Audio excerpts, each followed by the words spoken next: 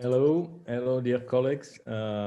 Happy to be with you on this webinar, ESRA webinar concerning the interest of doing some new kinds of regional anesthesia.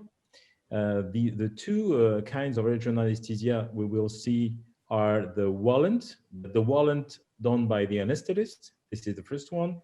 And the second one will be the ophthalmologic blocks done also by the anesthesiologist and not by the surgeons.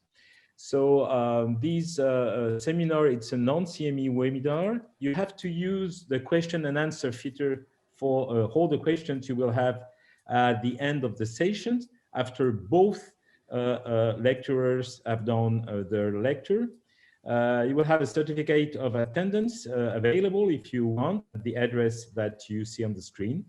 And this webinar is being recorded, so you can see the webinar on the PAJUNK YouTube channel, but also on the ESRA website, and you will see all the news concerning the webinars to come on the ESRA newsletter. So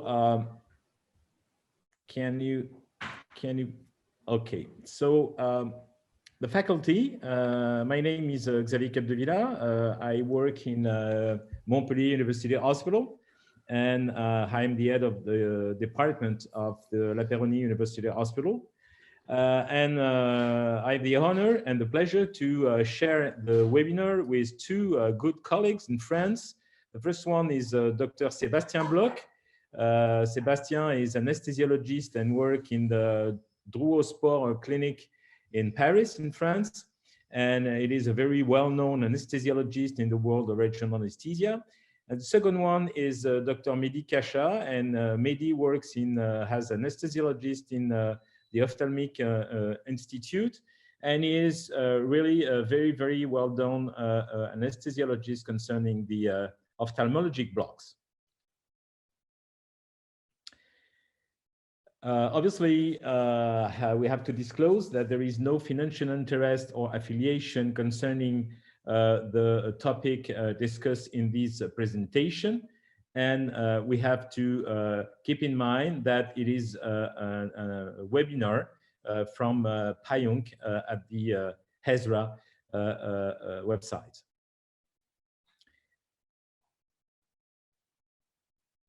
I think now we'll have the presentation of Dr. Sébastien BLOC. And so I will go away, I will move away and let Sébastien on the full screen. So please, Sébastien, you have now all the opportunity to share some news about the WALANT technology done by anesthetists. Thank you, Sébastien. Thank you, Xavier, for this introduction. First of all, I would like to thank the PAJUNK company and the ESRA Society for the organization of this very interesting webinar about the WALANT technique. And I will discuss this two technique, one performed by the surgeon and the second performed with, by, or for the anesthetist. And just before to show you the reason why we probably have to add this technique in the panel of your practice of in a toolbox, I will first introduce the context and the concept of the WALANT. And first, for the father. The father is the Canadian surgeon, a famous Canadian surgeon, the Dr. Donald Lalonde. He did a lot to spread this technique for several years, and you can see on the slide two references, the reference of the WALANT surgery. This is a website dedicated to WALANT with a lot of video clips. And the second reference is a reference of a very good book, The Wide Awake Hand Surgery. And in this book, you can see that Dr. Donald Lalonde proposed a lot of pictures about surgery and infiltration, tumescent anesthesia. And whereas for regional anesthesia, the basic knowledge for anesthetists is anatomy and sonoanatomy, for WALANT technique, the basic knowledge for anesthetists is clearly the surgery. And we have to well know the surgery to propose the most adapted or the best technique for the surgeon. And these two reasons developed by a surgeon and the knowledge of surgery is probably the reason why at present WALANT technique is more performed by a surgeon than by anesthetist. So about the concept is a translation of this acronym WALANT, Wide Awake Local Anesthesia No Tourniquet. That means that this technique is performed on awake patient with a wide injection of lidocaine. It's a tumescent anesthesia, and we use epinephrine for hemostasis to avoid the use of tourniquet. Why it is clearly adapted for practice awake patient. We know how to manage awake patient. Moreover, for anesthetists involved in regional anesthesia, local anesthetic, we clearly I have someone who can't see the slide. I don't know. So I will go ahead. And about the local anesthetics, we know the different kind of drugs, short-acting, long-acting local anesthetic. So we can we know how to mix these drugs. We know how to use some adjuvant to improve the duration or the efficiency of these drugs. And no tourniquet. No tourniquet is clearly not a benefits for the surgeon or for the anesthetist. Is clearly benefits for the patient. Epinephrine is used for hemostasis, and when the study compares the chemical tourniquet because of the use of epinephrine versus pneumatic tourniquets, the use of this chemical tourniquet, the use of WALANT techniques is clearly more comfortable for the patient, with a higher level of satisfaction for the patient with chemical tourniquets than with pneumatic tourniquet. And every anesthetist knows that with a tourniquet here in the upper limb, after 15 to 20 minutes, it's become to be more painful for patients with distal nerve blocks. One very important thing about the WALANT concept broke down the dogma. It was first described for hand and finger surgery, and it broke down the dogma of no epinephrine in digital blocks.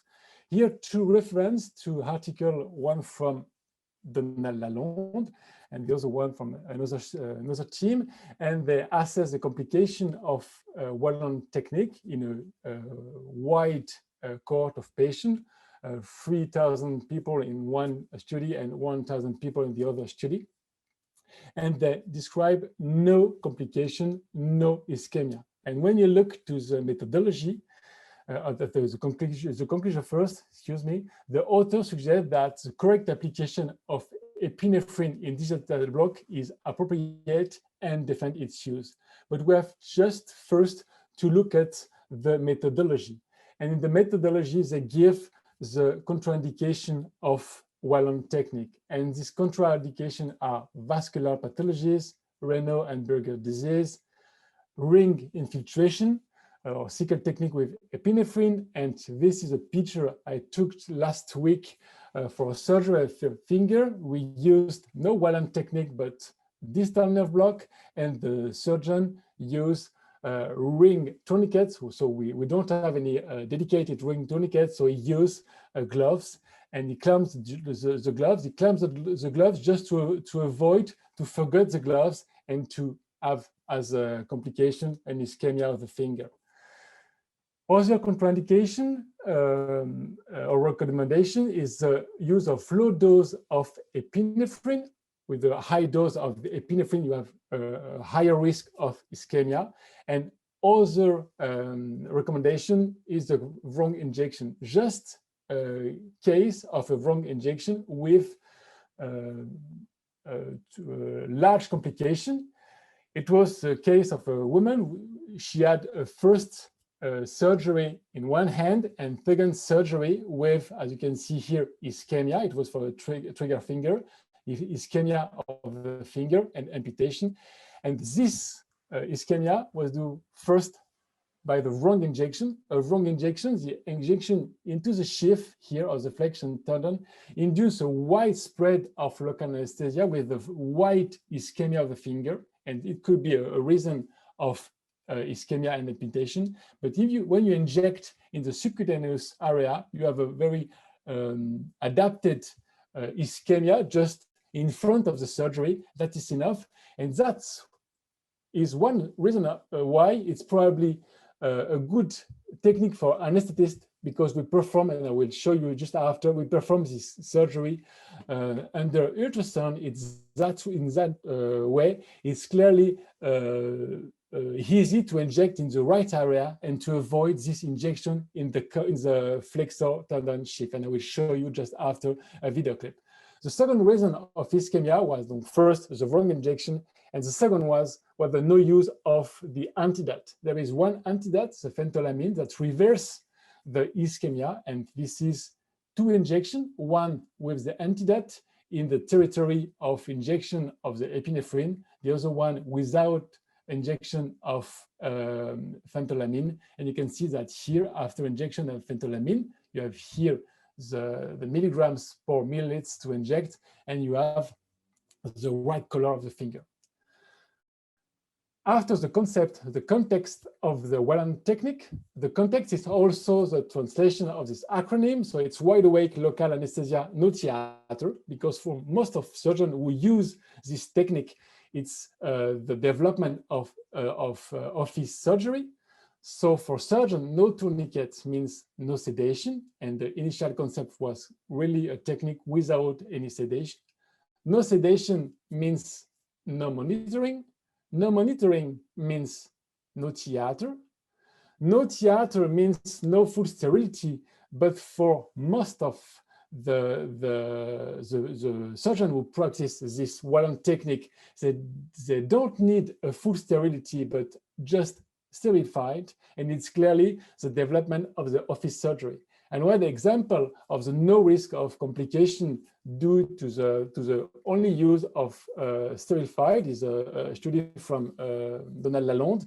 It's more than 1,500 tendal carpal relays with no deep infection and with less than 1% of superficial infection. So it's clearly possible, and the question is not, do we have to tolerate or to be agree with the office surgery? The question, or the well question is, there is the concept, the one technique, the context at present, probably the office surgery, but why do we have to do this technique? First, because we have the adapted device to perform WALANT technique. Remember the case report of the ischemia of the finger because of the injection into the flexor sheath. Under ultrasound, it's clearly easy to find the right place of injection. There is probably, but there is no data at present, but in our experience with my colleague and friend, Frédéric Le Sachet, we have a huge experience at present, and there's clearly a reduction of the volume of the local anesthetic injected. And you can see here in this example, the tendon flexion, the sheath, and the injection just in front of, just in the territory of the surgery. And here we can see a clip. So we use injection of, we use a lidocaine for the WALANT technique, for the, not the WALANT technique, but for the chemical tourniquet, we use lidocaine with adrenaline, with sodium bicarbonate to buffer the lidocaine. And here is the example of the trigger finger. You will see the injection under ultrasound. Oops. And you will see the injection out of the flexor tendon sheath. It's probably safer than the blind technique used by the surgeon. So here is the example of the safety and the low volume used under ultrasound. It's clearly adapted for anesthetists because we have the adapted needle to perform this kind of procedure. So the surgeon proposed to use a very thin needle, a 27 to 30 gauge needle, and we've got this needle. It's a needle adapted for regional anesthesia and adapted also for WALANT technique. It's a 24 gauge hyperechoic needle that you can use for distal nerve block, and you can also use for the performance of these chemical tourniquets. So we use it for several months. It's short bevel needles. In that way, it's clearly a safe technique. With the short bevel needles, you avoid the risk of damage of anatomical structure. So it's a clearly adapted needle for, in one hand, distal nerve block, in the other hand, the infiltration, the WALANT infiltration for the chemical tourniquet.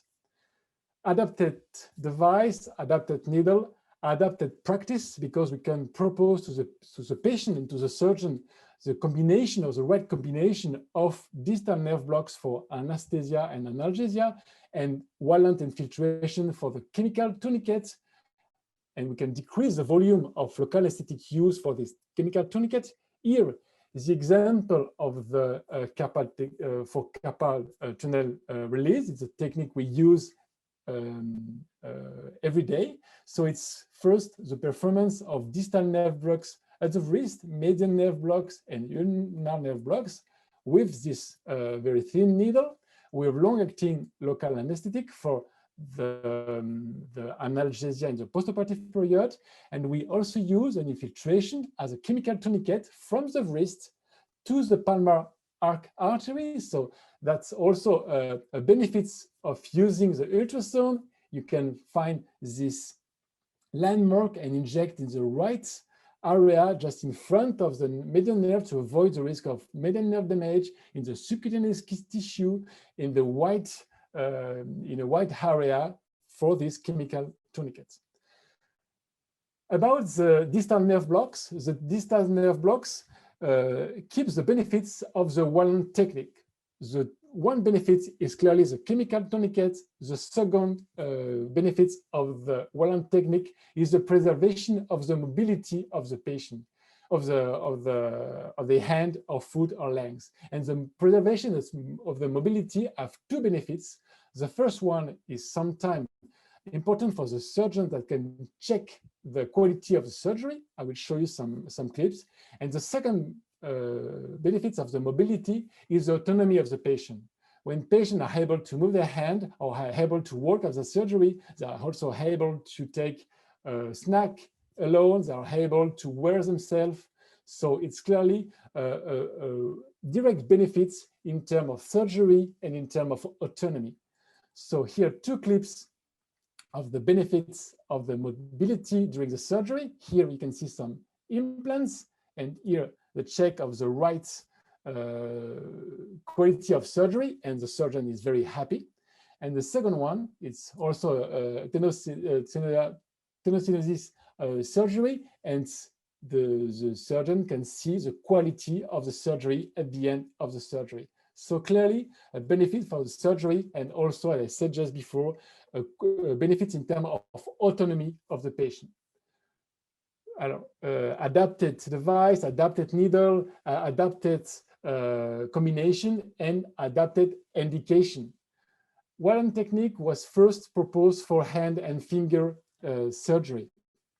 And there's few data or few articles for other surgery. Example here of three articles, one for foot, ankle surgery, and another one for the removal of orthopedic implants. And in practice is clearly a very good technique, this WALANT technique under ultrasound, because under ultrasound you can be very accurate in terms of infiltration. Here is an example of a removal of both side orthopedic implants, a wire and screw. And as you can see here, after the surgery, without any sedation, just under WALANT technique, the patient is able to go back on foot. About the technique under ultrasound, as I said just before, with ultrasound, you are able to find the right place of infiltration. Here you can see the screw. After that, you can see the wires, so the bone circlage, and you will inject just in front of these two orthopedic implants. Second benefits is to inject not only in front, but also in the posterior part, because when the surgeon removes the screw, when the move of the screw here in the posterior periosteum, it's clearly painful for the patient. So you have to inject here in the posterior part. and under ultrasound, it's clearly easy to find the posterior part. And as you can see here on the screen, it's easy to have the right infiltration to offer a very comfortable technique for the patient. So adapted device, technique, combination, and also adapted organization. It's look like the office surgery. And this article is clearly a very interesting and important article from Donald Lalonde. It's the studies that assess the onset time for the efficiency of the WALANT technique. So it performs infiltration and assess and quantifies the blood loss 7 minutes and 30 minutes after infiltration. And the result is clearly in favor of the performance with the anesthetist.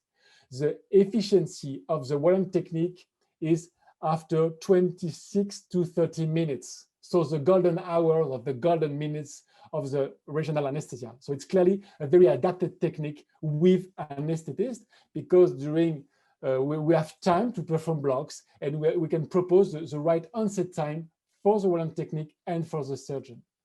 Example of the pathway we use for the surgery in establishment: entrance 1 hour before, half an hour before the WALANT technique, with or without regional anesthesia, distal nerve block, depending on the surgery, and the discharge is possible 15 or 30 minutes after surgery.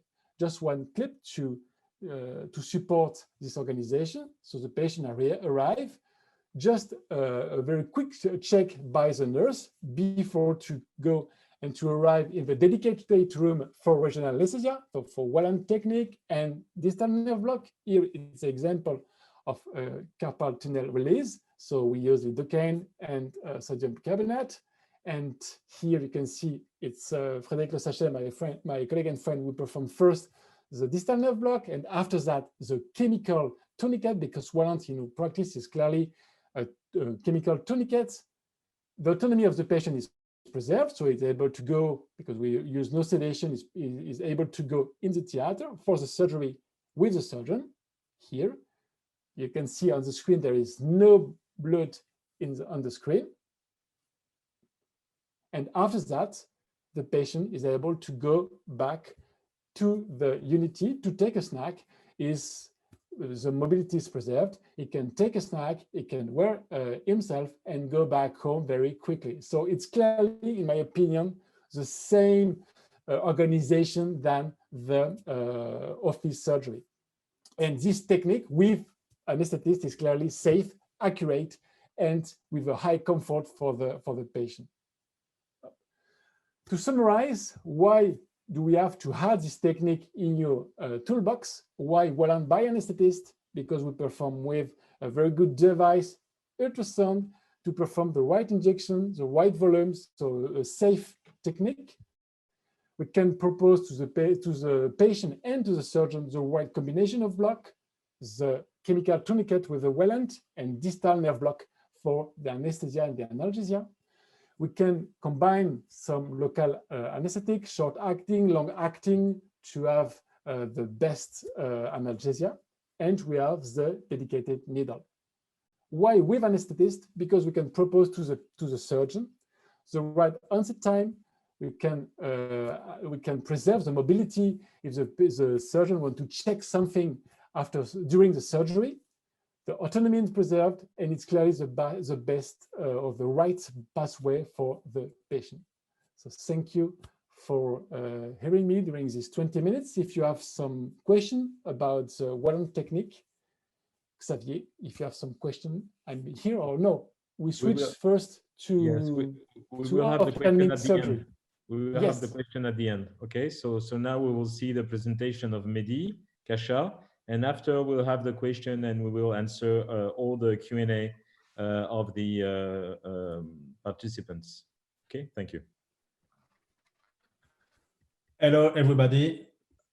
So take a look. I'm very happy to be here. And thank you for PAJUNK and the Ezra for inviting me in this webinar. The aim of this talk is to speak about ultrasound-guided ophthalmic blocks, and I will speak about you for about 20 Just a few words about myself. My name is Mehdi KACHA. I work in France in Ophthalmic Institute of Somain in north of France, and I am specialized in pain in our hospital.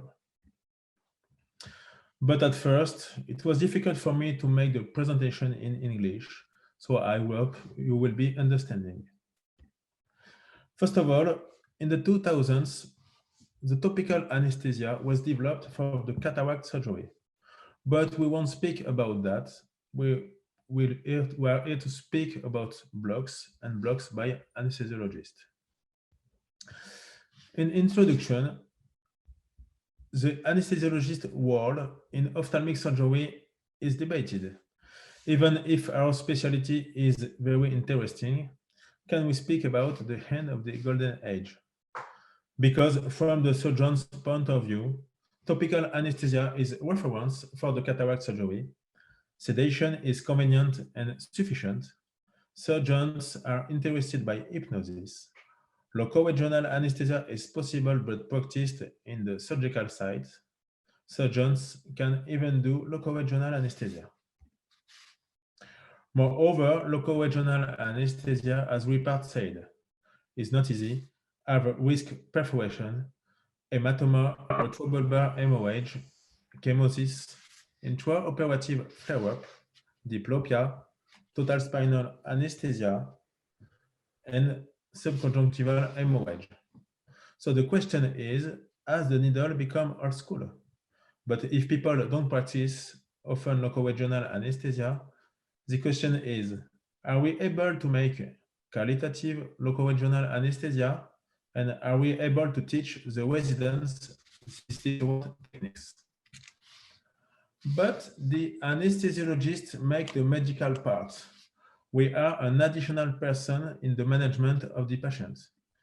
In specialized centers, management of resuscitation equipment, patients needs hypnosedation, and we need locoregional anesthesia for retinal surgery, difficult cataract, for the experience of surgeon, for the turnover of patients, for the patient experience, and patients with anesthesia difficulty. For example, retinal detachment for cardiac patients or in a very difficult airway, and other surgery, corneal transplant, glaucoma, myopic patients, orbitopalpebral surgery, amblyopia, pediatric patients need general anesthesia. But let's look at a little bit of anatomy. The orbit is a pyramid shape facing outwards and upwards, with two parts, intra and extraconic, limited by muscles. The orbit is rich. It contains the ophthalmic artery and its veins.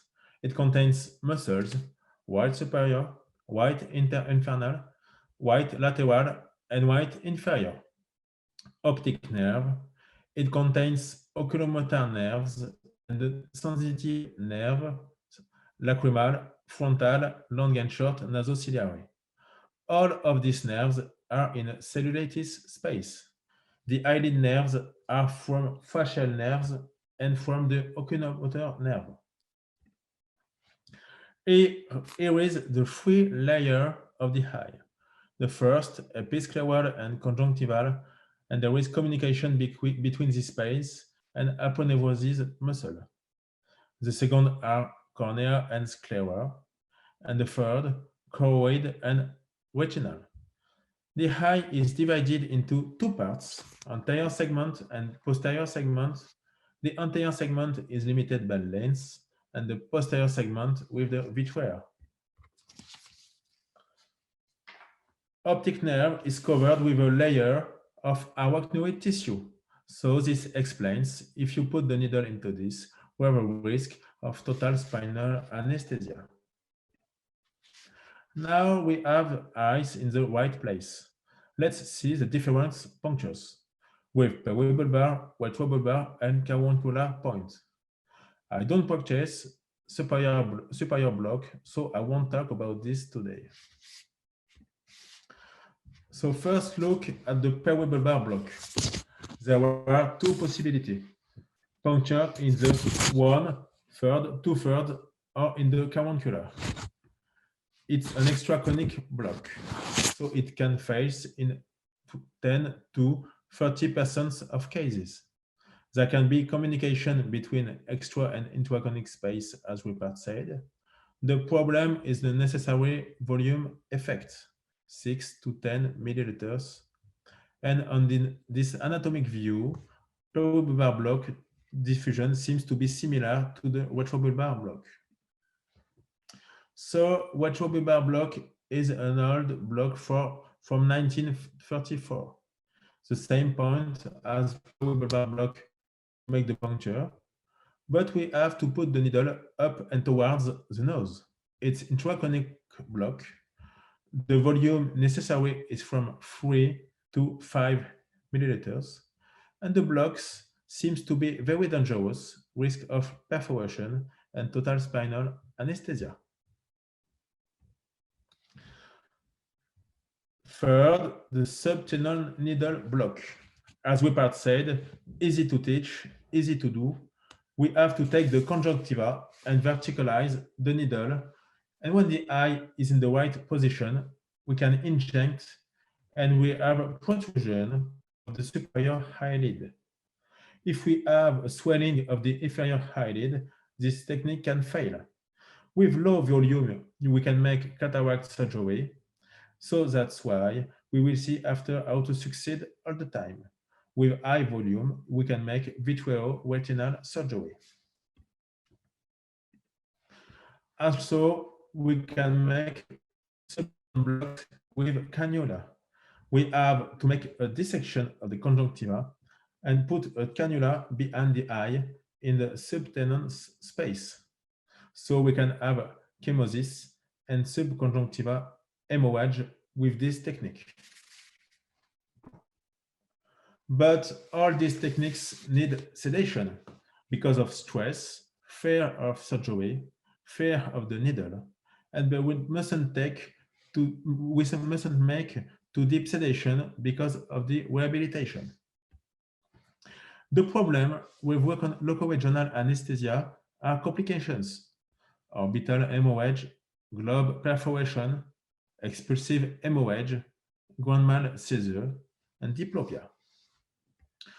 And total spinal anesthesia is the most feared complication because of deeper injection in the orbital fissure. Another problem is the rate of failure between 10 to 35% in this Cochrane database, more with periorbital than with retrobulbar. Maybe local regional anesthesia can give complications and fail, but local regional anesthesia has a place in ophthalmic surgery. We need to perform blocks successfully and with fewer complications. An alternative can exist to improve success. Using the ultrasound could be the solution, but how? So we have practiced ultrasound for 10 years, and they simplify our daily work.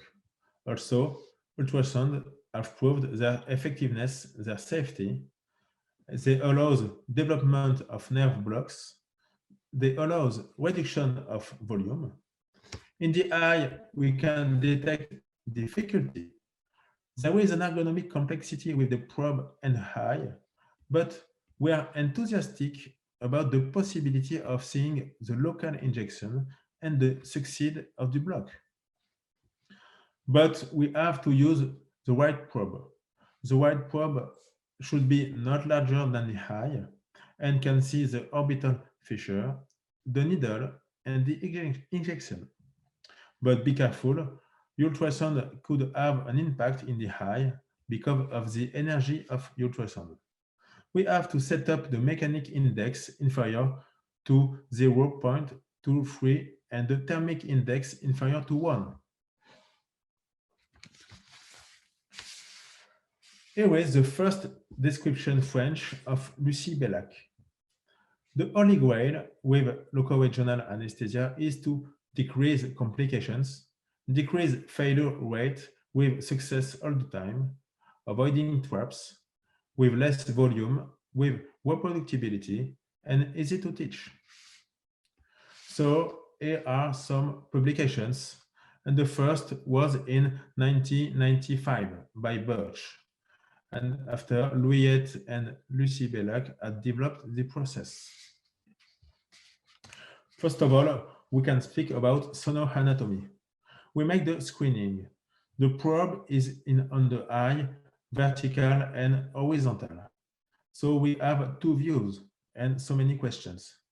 And are there any contraindications? What is the axial length? Is there staphyloma, small eye? Where is the optic nerve? Is the retina in its place? A few days ago, I saw a retinal detachment. The patient went for cataract surgery. I went to see the surgeon poorly. So what can we see? Here is the view of the orbit with the eye, the sclera, the vitrea, the muscles, the optic nerve, and the macula is useful to measure the axial length. Here is the eye and the optic nerve, the wall of the orbit, and the orbital fissure. Here is the muscle. Here is retinal detachment. Here are artery and veins. So we can see the ophthalmic artery near the optic nerve.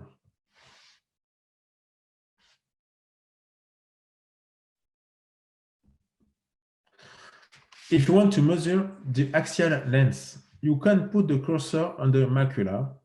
Normal axial length is inferior to 26.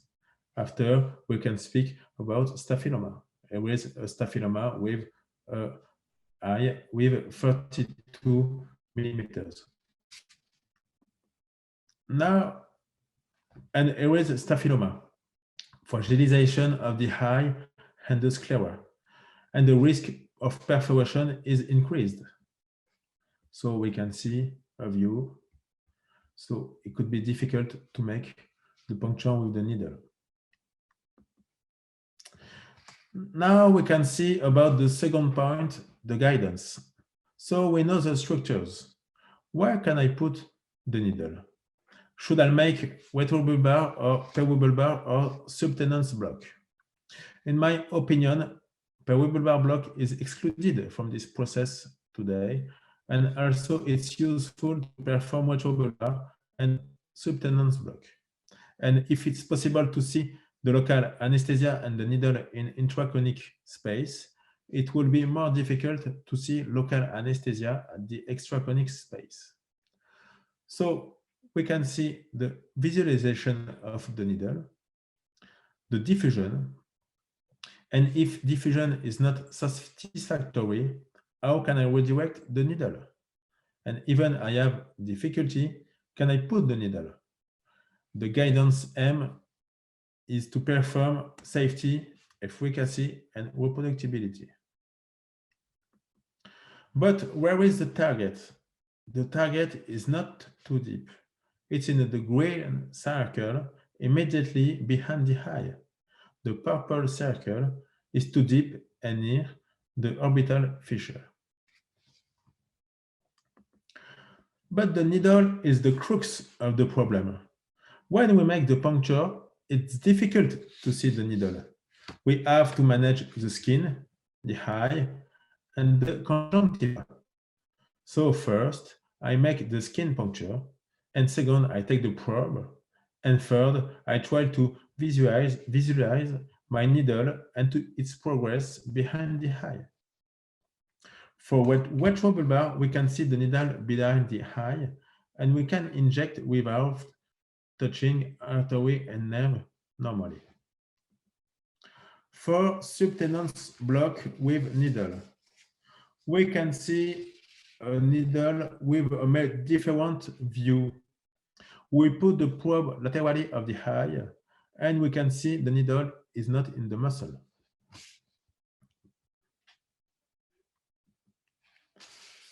So it's possible to see the needle, but what sort of needle have we got? Well, bulbar standard needle 25 gauge, and we have sono high PAJUNK. Sono high and PAJUNK needle has cornerstone technology. The needle has reflectors, so we can see the needle even if the probe is not parallel to the needle. So they have an extensions. So with a standard needle, I have to add an extensions to my point of view. One end from the probe, one end for the needle, and one end from the injection. So these needles are long, 40 or 45 millimeters. It's enough for retrobulbar block, but in its subtenance block with needle, 20 millimeters are enough. So we have seen the guidance. Where is the best diffusion? Here is a view of eye and local anesthesia behind the eye. The best situation should be the four muscles akinesia and ptosis, a diffusion intraconic, with a concave hypogenic crescent centered on the optic nerve and observed in the two difference view.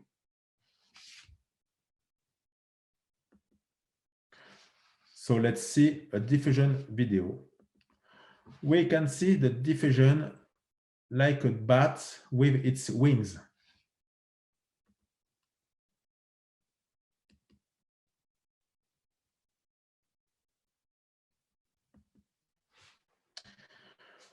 So we're retrobulbar with sono high. You can see the needle behind the eye and the injection, and so we can visualize the needle. It's retrobulbar without sono high, so we can see the injection, but we don't see the needle. So we can see when I make a little move with the needle, the point of the needle. Here is a diffusion with subtenance needle block. So we can see the diffusion behind the eye in the subtenance space. So here is an interesting view, because in subtenance needle block, the probe is laterally from the eye, and when I remove slowly the needle and we inject, we can see an hypoechogenic triangle here. And so when we have that, we are sure to have a palpable block with this view. So let's see the diffusion in a staphyloma.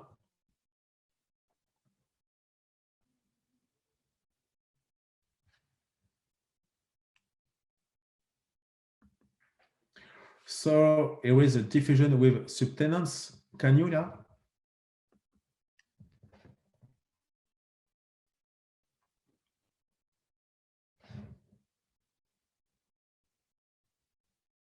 So with all these techniques, we have a palpable block immediately. We have akinesia.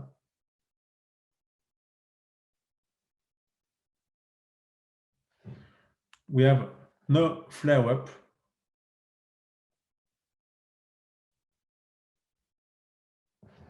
So we can take a coffee. Here is an histologic cut of the orbital cellulitis. Between the muscles, there are not intermuscular septa. But in the orbital cellulitis, we can find septa. It can explain bad diffusion sometimes. And in the ultrasound view, we can see the local anesthesia doesn't diffuse. And when we have no diffusion, we have to redirect the needle or make a new puncture. Finally, is there a place for ultrasound? The response is yes. We have the possibility to see the needle and the X junction, but we need to make many studies. We must evaluate the surgeon satisfaction. And how can we perform guidance during the whole procedure? We can test different probes, and we can evaluate the teaching quality. So many thanks to you and to the audience, especially Lucie Bellac, Friedrich Lerch, Xavier CAPDEVILA, Simone PAJUNK, Valérie, the Ezra team, and my mail is mehdi@gmail.com. I think that we have to speak to answer some question, because we have a lot of questions by colleagues from abroad. A lot of questions coming from Asia, Europe, and every part of the world. So mainly for Sébastien. Alors, I know, Sébastien, that you answer all the questions on the Q&A, but I think that we have to share some questions you had on this Q&A part of the screen. Sébastien, I saw that you answered a lot of questions about recipes. So what kind of local anesthetic you use? Do you use buffering with bicarbonates? Do you use long-acting local anesthetics or only lidocaine? Do you use epinephrine? What is the concentration, etc.? A lot of questions about recipes. Can you? Yes, I can answer you. So it's clearly a different concept of the WALANT that was initially proposed.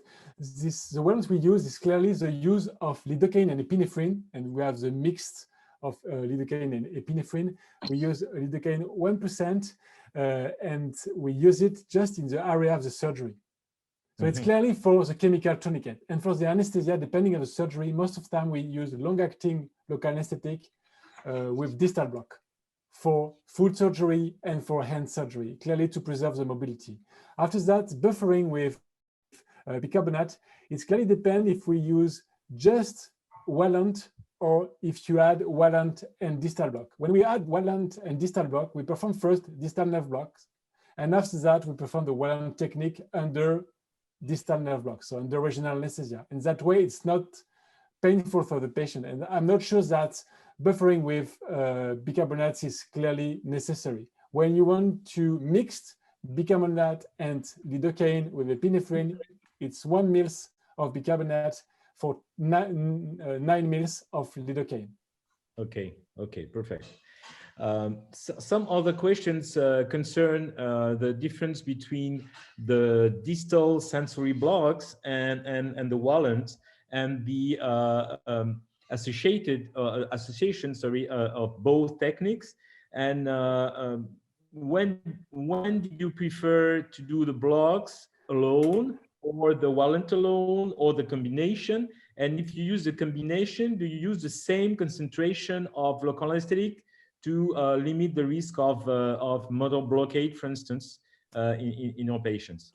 For distal surgery, there is clearly no risk of motor blockade, because it's for example, for hand surgery, I answered just before, it's just lumbrical muscles and interosseous muscles. So it's for the very thin mobility of the finger. So it's clearly, there is no impact for the autonomy of the patient.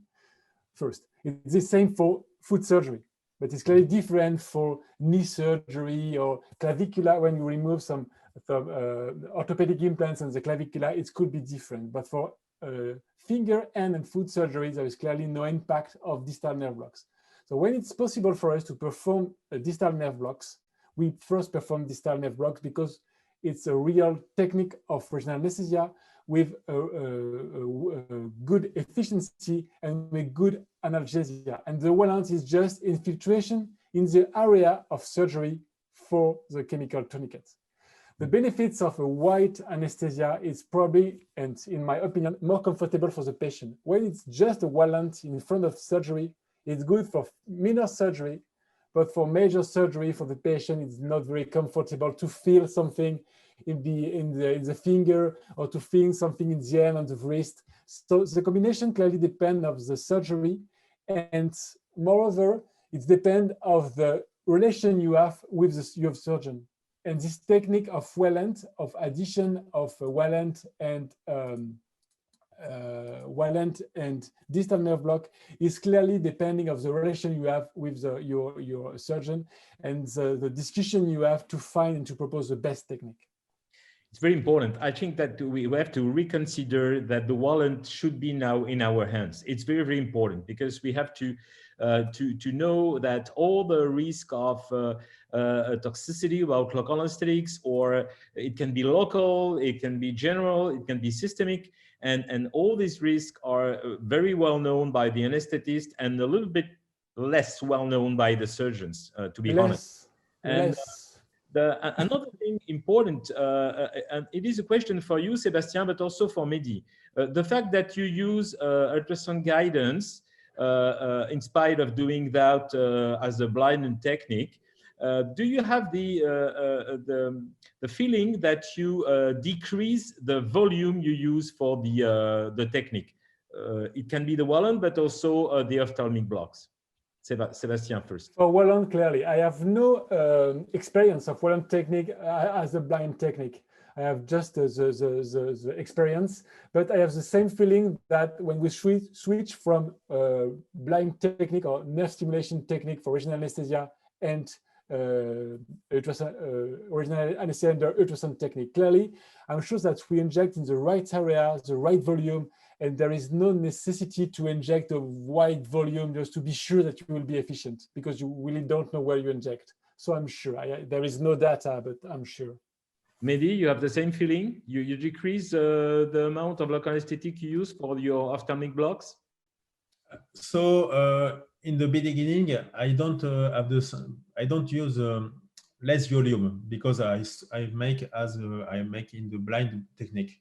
Mm-hmm. But in the experience, I think I arrived to decrease the volume with ophthalmic blocks. So when I make, for example, cataract surgery, I can put 2 or 3 milliliters, but in fact, I put also 3 or 4.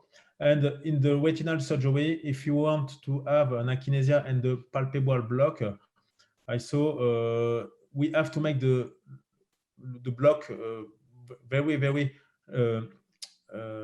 before the surgery, minimally 20 minutes.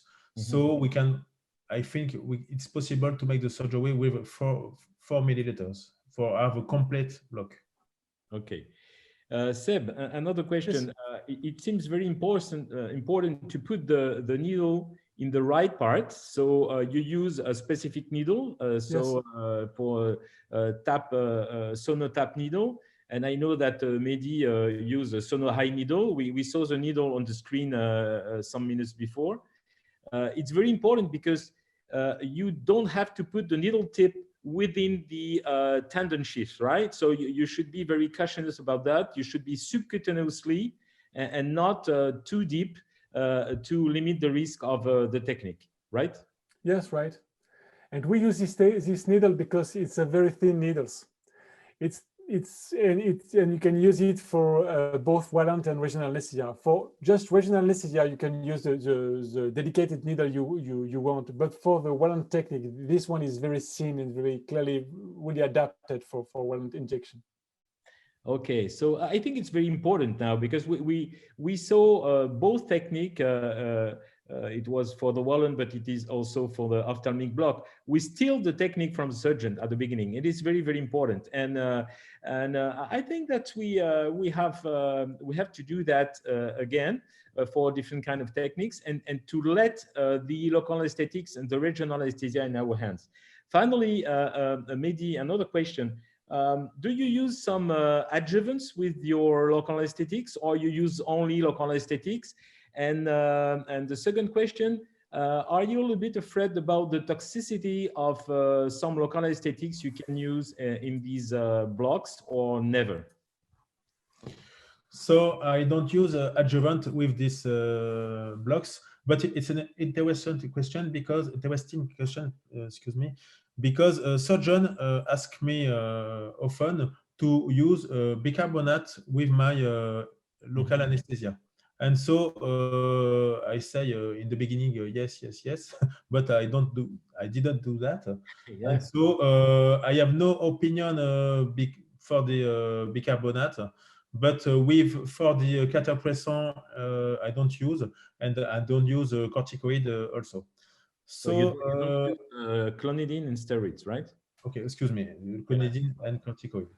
And so, and no hyaluronidase, if it was a question. And so, afraid of toxicity, we don't put, I don't ask the question in my practice in the daily, because I don't use a very, very high volume. What kind of local anesthetic you use? I use now ropivacaine. Okay. And with a concentration 5 or 3 and 75 milligram. And how long is a block duration? The duration can be so of 12 or 18. Okay, perfect. So you see on the screen now at the moment the products coming from PAJUNK. These needles are specific for the first one is a sonotap. Sonotap, it's as the name of the needle say, it's mainly to do tab blocks, but the sonotap is used for WALANT technique because with the technology of the cornerstone, you see perfectly the needle shaft and needle tip. And on the right part of the screen, you see the sono high, which is dedicated to the ophthalmic blocks. And we heard from Mehdi that he used these needles in his daily practice to limit the risk and to see perfectly where the needle is. So now, guys, is 8:30, so we have to finish the webinar. So Sébastien, Mehdi, me, and all the team of PAJUNK and all the Ezra team were more than happy to share the symposium with you. We were around 500 people around the screen, so it's quite a good number. And clearly, we thank the ISRA to permit us to share with you this webinar about new techniques for anesthetists, but all techniques for surgeons. And it's very, very interesting to move to the right thing and to have these techniques and to adapt these techniques in the end of the anesthetist. So take care to all of you and see you probably. And again, if you want to see again the webinar, you will have the webinar on the YouTube channel of the PAJUNK company, but also you will have the webinar on the website of the ISRA, and you will see and you have some news for all the webinar to come on the newsletter of the ISRA. So see you and take care for all of you. See you. Bye bye, Seb. Bye, Mehdi. Bye bye. Bye bye. Thank you, Bye, Xavier. Nick, Thank you, and Mehdi. all the Thank you, guys. PAJUNK. Bye bye.